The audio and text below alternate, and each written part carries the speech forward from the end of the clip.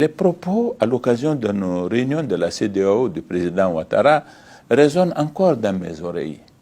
Il parle du Mali avec beaucoup d'affection. Je constate aujourd'hui qu'il est payé par l'ingratitude de ceux qui ont tiré profit de cette décision de lever de l'embargo à laquelle le président Ouattara avait grandement contribué. Il s'estime trahi? Oui, je considère qu'il a été trahi. À l'endroit de M. Bazoum, il remarquera que le gouvernement de la transition n'a pour le moment jamais réagi à ces propos injurieux pour deux raisons cumulatives. La première raison tient au respect de l'héritage laissé par nos ancêtres, qui consiste à ne pas répondre aux injures par des injures.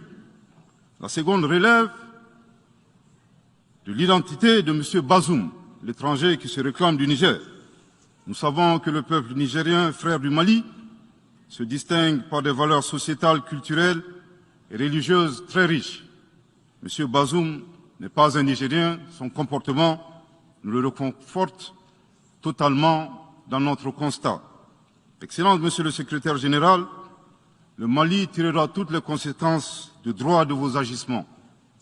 Devant Dieu et en leur âme et conscience, nous demandons à ceux qui refutent notre version d'indiquer s'ils accepteront que les militaires ayant dissimulé leurs identités en mettant sur leur passeport qu'ils sont peintres, maçons, etc., avec des armes débarquent dans leur aéroport sans que le pays de destination n'ait été au préalable informé et dans le dessein funeste de déstabiliser ce pays. S'ils ne l'acceptent pas en tant qu'État, si cela n'est pas possible à Lisbonne ou ailleurs, le Mali non plus ne l'acceptera pas en tant qu'État et ce ne sera pas non plus possible à Bamako ou dans une autre localité malienne.